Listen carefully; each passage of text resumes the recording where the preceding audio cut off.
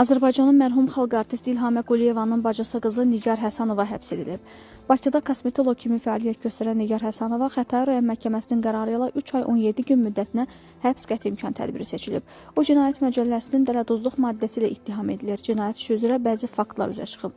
Qafqaz İnfonun əldə etdiyi məlumata görə polis tərəfindən aparılan araşdırmalarla dələduzluq faktı üzrə başlanmış cinayət işi çərçivəsində 18 nəfər zərər çəkən müəyyən edilib. Həmin şəxsin onlara məxsus ümumilikdə 811.337 manat pul vəsaitini ələ keçirməsi müəyyənləşib. Hazırda cinayət işi üzrə istintaq tədbirləri davam etdirilir. Nigar Həsənovanın həbs edilməsi ilə bağlı xəbər yayımlandıqdan sonra daha bir neçə nəfər əlaqə saxlayaraq onların da pullarının adı çəkilən şəxs tərəfindən ələ keçirildiyini iddia ediblər.